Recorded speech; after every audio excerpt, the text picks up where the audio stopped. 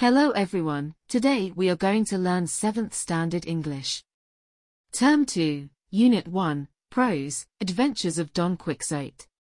Once upon a time, in a village called La Mancha, in Spain, there lived a man who loved to read about knights. Every day he would read about courageous knights and the incredible adventures they had. He was so absorbed in these stories that he hardly remembered to eat or sleep. The days of knight and squires, of exciting adventures and romances come alive in the hilarious account of Don Quixote's travels. As years passed, Don Quixote imagines himself placed in the world of knights. He convinces Sancho Panza, a peasant from the same village, to be his squire. Don sets on a journey in search of a squire. He meets Sancho Panza. "Sancho, how would you like to become my servant and accompany me on a great adventure?" "Your servant?" "Yes, if you serve me faithfully and honestly, I will reward you with an island." "An island? Are you serious?" "I vow it upon my honor as a knight." "So, will you come with me?" "Yes, master. I will come with you." The two men set out on a journey together.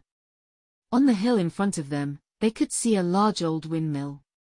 When he saw it, Don Quixote's eyes began to sparkle.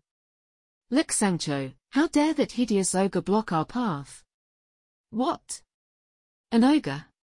Where, master?" "That's a windmill.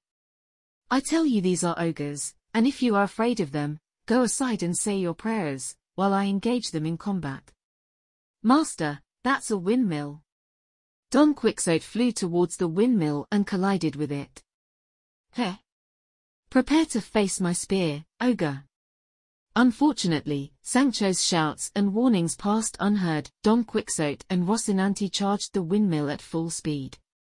"Master, you all right?" "See. I told you it was just a windmill, did I not give you a fair warning?" "Look, Sancho. The ogre is more seriously wounded than I am." "You are absolutely right. You are a great knight indeed, and you have defeated the fearsome windmill beast. Listen to me, Sancho, someday people will write of our great exploits. But we must prove worthy of that honor by vanquishing villains and upholding justice. Do you understand?" In fact, the windmill was working perfectly fine.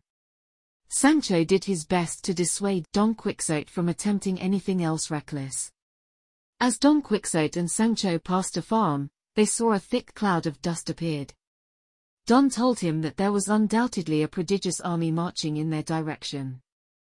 Don started to name the leaders and principal knights in each army, and to describe the different nations represented.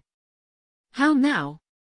At least you must hear the neighing of steeds, the sound of trumpets, and the rattling of drums." "I hear nothing, but the bleating of many sheep and lambs." "Your fears prevent you from hearing or seeing aright, but if you refuse to follow me to the battle, stand aside and I will go on alone." "Hold, sir. Come back, I entreat. What madness is this? They are verily but sheep and lambs." Don Quixote set spurs to Rocinante and charged into the midst of the sheep. At this the frightened animals fled helter-skelter. The shepherds, seeing the cause of their disorder, pelting stones that soon he fell wounded to the ground. "Ha ha ha! Did you see those cowards run?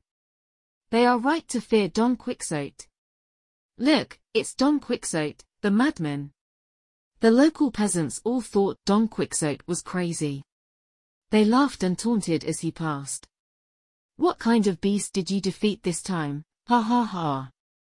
Did you finally get those evil sheep? Ha ha ha! Sancho, look.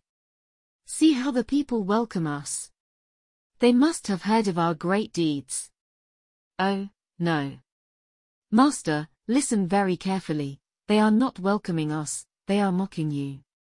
Don Quixote did not understand and thought the people were cheering for him. "Very well, we shall speak no more of this today. But we need more adventures, Sancho." "Yes, master. We need more adventures." Returned to his estate, Don Quixote realized that all his adventures were simply a product of his imagination. Don Quixote never embarrassed himself further by going on any more quests. But his house would always be full of children to whom he would tell the most fantastic stories about knights, squires and noble quests, and all lived happily together, going on many more adventures in their imagination. Thanks for watching. For more videos, subscribe my channel.